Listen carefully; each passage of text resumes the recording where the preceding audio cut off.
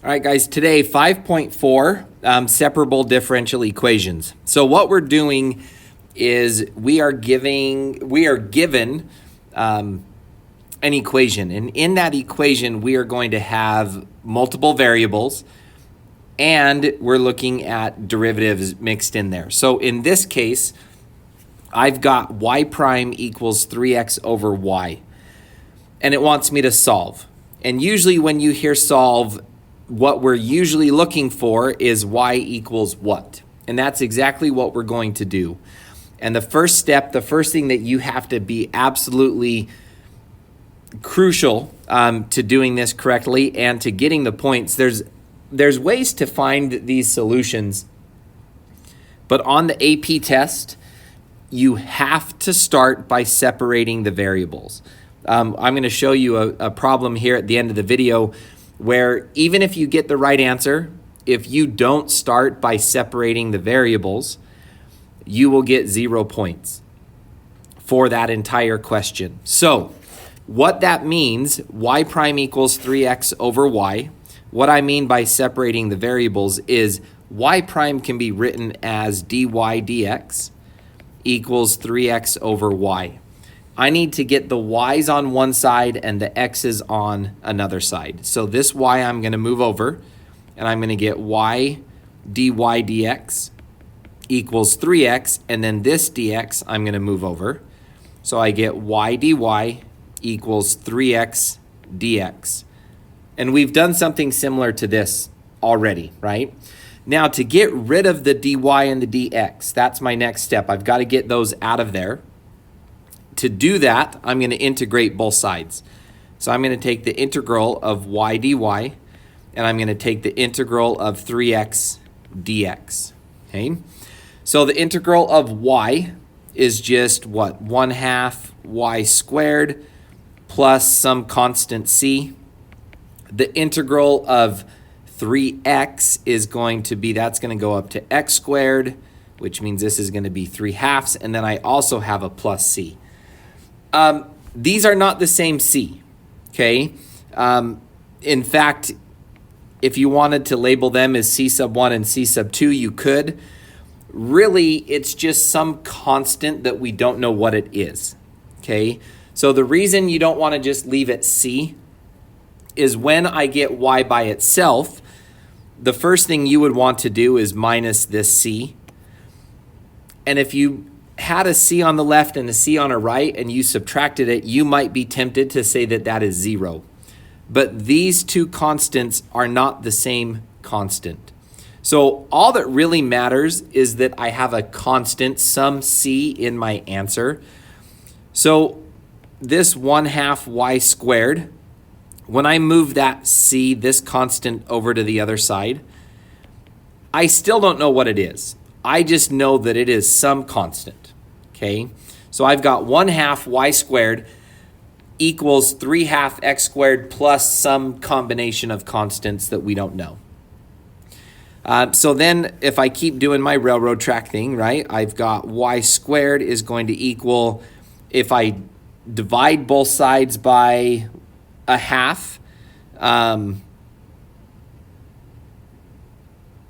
or I'm going to times both sides by 2. So that gives me 3x squared. Again, c is just some constant. I don't know what it is. It's still just some number. And then I take the square root of both sides. So I get y equals plus or minus square root of 3x squared plus some constant. Okay. Now, because I don't have any initial conditions, this would be my final answer. This is as far as I can go. I know what y is. It's plus or minus this square root. If it had given me initial conditions, I could plug them in to figure out if I'm using the plus or the minus. But since it did not give me initial conditions, I'm done. That would be my final answer. All right. So let's keep going with this. Exponential growth and decay. We'll go through this kind of quick. If y prime is equal to ky, then that means that dy, and we're going to write this as dy dt, is equal to ky, because k is just some constant. In fact, we call, well, we'll get there in just a minute, okay? So dy dt is equal to ky. If I'm separating this, if I'm trying to split this up, now I'm going to integrate both sides. Well, I guess I better move things around a little bit. So 1 over y dy equals k dt. Now I'm going to integrate both sides. So I get the natural log of y is equal to kt. And then my c, I know that I got a c on this side as well. But when I integrated both sides, I'm just going to move it to the other side, and I'm just going to end up with some c value. So I'm not going to worry about that. As long as I have a constant floating around out there, it takes care of the constant on both sides. All right. So let's, we don't want the natural log of y. We want y, right? So if I raise both sides to the e, then this becomes absolute value of y equals e to the kt plus c. And, well, I can drop the absolute value right now because e is always going to be a positive. So I can say y equals e to the kt plus c. So even though I don't have initial conditions, I know that e always gives me a positive. So this becomes e to the kt times e to the c, if I use my log rules. And e to the c is just some constant. So I end up with e to the kt times some number c. All right. So I get to here, right? If this is my initial formula, if this is my initial function, then my solution is y equals some constant times e to the kt. Now, this looks probably a little bit familiar. You guys remember this one from some of your finance applications? So c is pretty much our starting point, right? That's our initial condition. That's what we started with.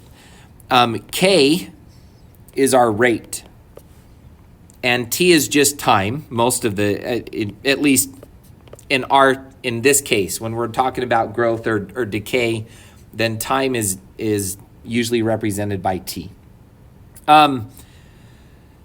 Again, not something that you have to be able to replicate. I just wanted you to see where those formulas came from, okay? And we're going to actually use this here in just a minute. So applying some of this to some more general problems. I've got x squared minus 5 dy dx equals x times y. So to find the general solution, I need y equals. That's what I'm looking for. So I'm going to move everything. I'm going to move my x's to the right, and I'm going to move my y to the left. So 1 over y dy is equal to x over x squared minus 5. Then I'm going to integrate both sides. Dx is what I moved over to. When I integrate both sides, what does this? Natural log of y. And that's going to equal, now this one, I'm not going to go through all the work of doing a u prime, but really this is just the natural log of x squared minus 5. Remember when u prime should be on top, and u prime would be 2x, but I only have 1x, right? I only have 1x on top, not 2x. So all I have to do is get rid of that 2. And that's my shortcut for my u prime. So really, I just put that 1/2 out in front, and then remember, I have some constant that came from the combination of both sides, all right? Now, if we raise both sides to the e, let's see, what do we end up with? E to the natural log of y is equal to e. Now, this 1/2 that was floating out in front becomes a square root of x squared minus 5 plus c. And what else can we do? Well, my natural, let's see. We'll just keep going with this. Natural log of y. I know those are going to drop in just a minute. E to the... Oh, my c's not on the inside of my root. Okay, that's going to help a little bit. I'm looking at this going, something doesn't look right. And that's what it is. My c is on the outside. So this can become x squared minus 5 times e to the c, which just becomes a constant, right? So over here, this drops. I get absolute value of y equals my e to the... Why did I get rid of my natural log? Why am I being so lazy with my writing? Natural log of my x squared plus 5 becomes e... Nope, my e and my natural log cancel. All right, I'm just working too fast here. So e and the natural log cancel. I'm left with root x squared minus 5. And I've got this e to the c just becomes some constant. I don't know what it is. And so y is going to equal some constant, root x squared minus 5. Now I know that x squared minus, I was able to drop this absolute value because it's inside the square root, and I can't take the negative of a square root. So that one I can drop, which means it's going to come out as a positive. And my e to the c right here was also a positive, so that means that c is a positive. So I was able to drop this square root also. So y is going to equal root or c root x squared minus 5. As long as you don't forget to write stuff down along the way. Whoops. Okay. Let's try a few more. It's almost time to have a lot of fun with this. We're going to get into some nice problems here. So dy dx equals y over x squared. And it gives me initial conditions this time. It tells me that y of 1 is equal to 3. Okay, so first things first, I got to move everything to the same side, all my variables. So 1 over y dy equals 1 over x squared dx. All right, now integrate both sides. This becomes the natural log of y. And this side, that x squared is going to move to the top and become x to the negative 2. And when I integrate that, that's going to become x to the negative 1 with a negative 1 out in front. So I'm going to end up with, and then that x to the negative 1 is going to move to the bottom. So negative 1 over x. And don't forget about the plus c. We'll put it on that side. Now, it gives me an initial condition. y1 is equal to 3. Right? y1 is equal to 3. So when x is 1, so negative 1 over 1, then my y is equal to 3. So I can take the natural log of 3, which means the natural log of 3 plus 1 is equal to c. So now I know my c value. I can plug that back in. I know what c is. So natural log of y is equal to negative 1 over x plus the natural log of 3 plus 1. And from here, it's just cleaning things up a little bit, right? If I raise both sides to the e, then this side becomes absolute value of y equals e to the negative 1 over x plus e to the, well, I guess not plus, this is times, right? My rule says I can, when these are pluses, I can separate them. So this becomes e to the 3, and then the 1 becomes e to the 1. So absolute value of y equals, let's see, 3 When I plug in, do I want to do that yet?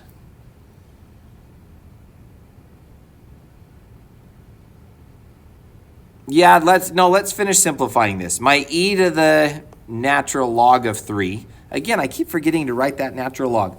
E to the natural log of 3, not e to the 3. So that gives me my 3 out in front. And then I get e to the negative 1 over x. And then e to the 1 is just e. Now, I have initial conditions, right, that we already used. And that got rid of my c. But I still have this absolute value. So if I use my initial conditions again, I can figure out if I can drop that absolute value or not. So 3e to the negative 1 over 1 times e, that becomes what? 3e to the negative 1e, which becomes 3e over e, which cancels. So that just becomes absolute value of y is equal to 3. So it's the positive, right? Or not, yeah, my absolute value of y, it comes out, my right-hand side comes out to be a positive. And I want my answer to come out to be a positive. So I just end up with y equals 3e to the negative 1 over x e. I can drop that absolute value bar and just leave it a positive. Okay, AP question time. 1998, so we're going back a little bit. This is what, number 4. So whatever year it was, we're not supposed to be using a calculator. And we're just going to go down and do part C and D.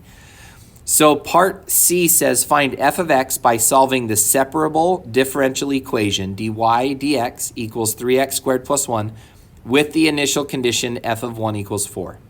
So it's telling me to solve the separable equation.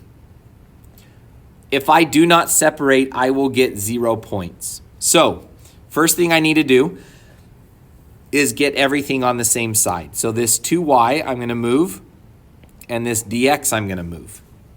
So I end up with 2y dy equals 3x squared plus 1 dx.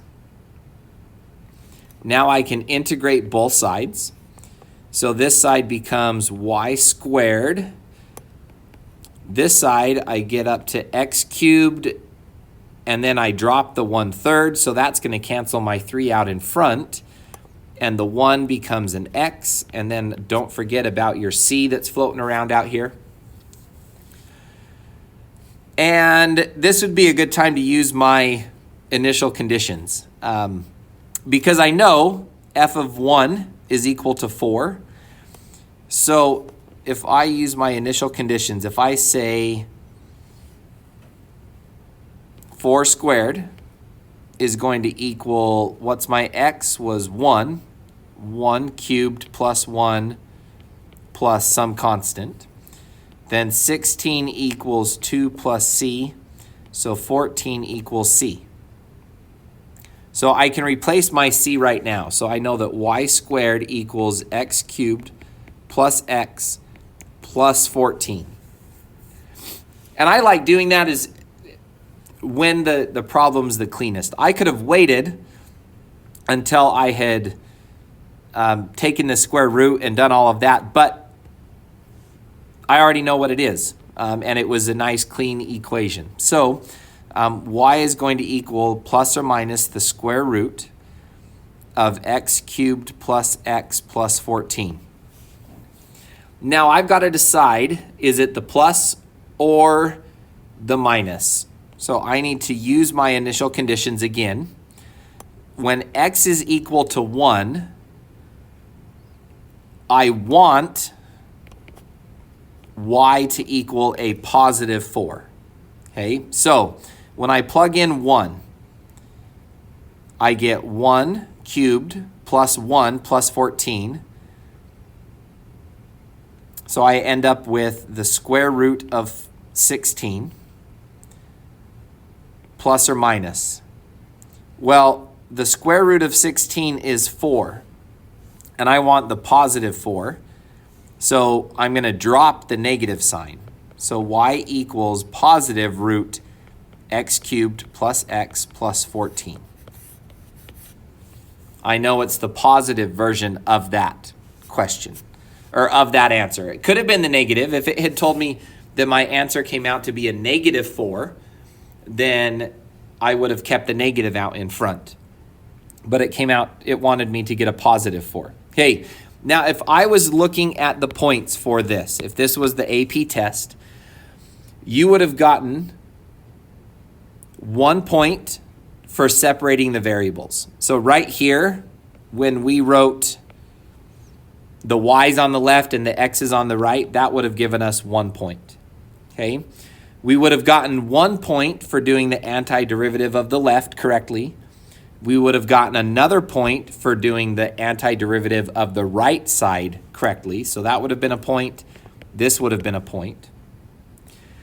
You would have gotten a point for using the initial condition right here to get rid of the plus or minus. If you had left the plus and minus, you would not have gotten that point. But if you had used the initial condition to get rid of it, that would have given you a point. And then you would have 1 point for the correct answer. So part C was worth 5 points on this question. Now remember, each of these questions only has a total of 9 points. 5 of those were on part C. So that means the other 4 parts, the other 4 points are spread out between A, B, and D. In part D, we can do that real quick. Use your solution from part C to find f of 1.2.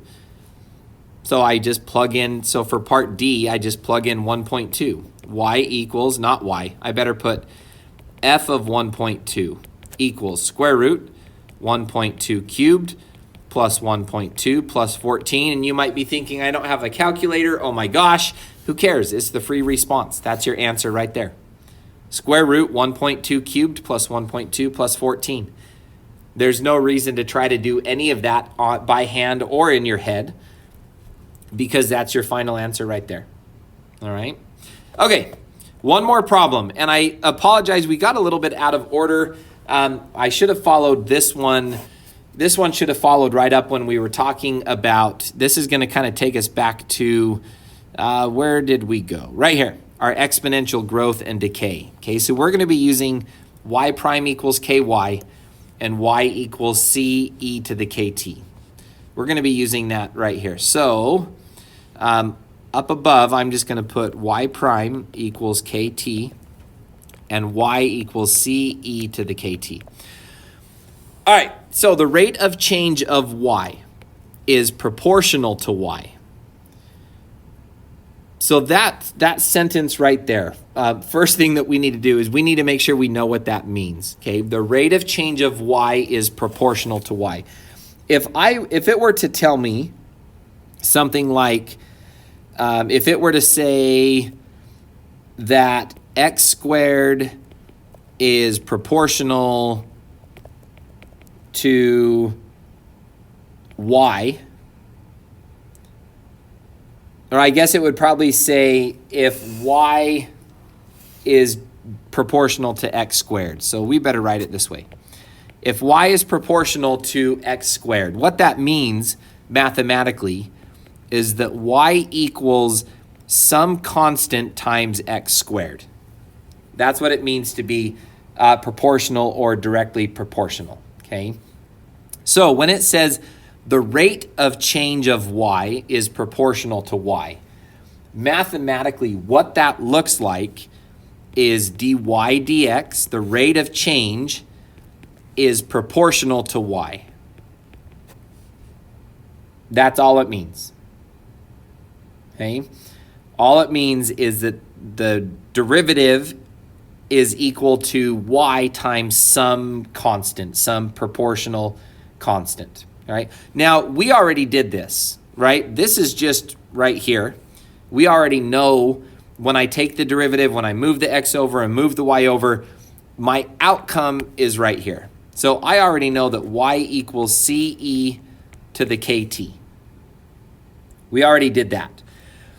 This problem gives us some initial conditions, though. When it says when t is 0, y is equal to 5. And when t is 2, y is equal to 8. So I'm going to use this one first. Okay, when t is 0, y is 5. So 5 is equal to c e times, or raised to the k times 0. So that means that 5 is equal to c e to the 0. E to the 0 is just 1. So 5 equals c times 1. That means that 5 is equal to c. So I know my c value.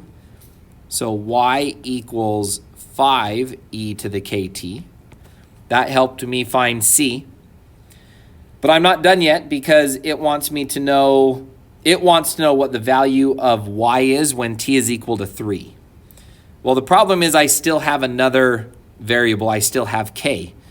But it gave me another initial condition. It said when t is equal to 2, y is equal to 8. So it told me that y is 8 when t is 2. So 8 equals 5e to the k times 2. And if I start simplifying that, that means that 8 over 5 is equal to e to the 2k. And let's go ahead and do some natural logs of both sides, right? So the natural log of 8/5 is equal to 2k. So that means that k is equal to, if I divide by 2, that's what? 1/2 natural log of 8/5. That is not a nice number, which is fine. I can put that in my calculator. So 1/2 natural log of 8/5. So if I go to my calculator, and I'm going to say 1/2, well, let's just do 0.5. 0.5 natural log is, do I have a shortcut on my screen? Where's my natural log? I should. There it is. Natural log of 8 over 5. Whoops, natural log 8 divided by 5. Okay, enter. That is not a nice number. 0.2350018,146. Okay, I have a little bit of concern. Okay, so that number right there, if I were to just come down here and say, okay, y equals 5e, and if I were to say, okay, my k value is 0.23, I'm going to round that to 0.235. That might not mess up my answer too much, but k is not 0.235. It keeps going, and I'm not done with the problem yet. I'm not to my final answer. So I'm going to write it this way. I'm going to write my formula like this on my paper. But the problem asks me to find y when t is equal to 3. So basically, it wants to know y when t is equal to 3, right? 3? Yep. I'm not going to plug that in my calculator. I'm going to write that on my paper. But on my calculator, I'm doing 5e. Now my e is raised not to the 0.235. My e is raised to, where is it? This number. So I'm going to go ahead and go up and click on that number so that it puts it down in my problem. And then I'm going to times it by 3. All right. So that gives me an answer of 10.1192. Now, just to see, if I had just done 5e raised to the 0.235 times 3, it didn't change my answer very much, right? If I was going to 4 decimal places, it would have changed my answer because I would have rounded 0.1192 or 0.1193. But I'm only going 3 decimal places because this is the AP test, right? Or we're pretending that it is. my point is be really careful not to round too early, because that rounding could have cost us points on the test. Another thing that you can do is if I had gone, let's see if I can go back up here. If I had gone here and got my answer, remember that you can actually store that value. I can hit the STO button right down here above feedback. I've got a button that says STO. What that does is that stores my answer, and I can say, you know what, store that answer as K. I can pick a letter. And what that does, now if I were to say what's 1 times alpha K, it's going to give me that value. If I can say what's 3 times alpha K, it's going to it uses that value for K. It stores that number in there. So I could have said 0.5. No, that's not what I was supposed to put. What is it? 5e raised to the K times 3. And that would have given me without having to memorize the number or write it all down, it would have stored that number for me as my answer.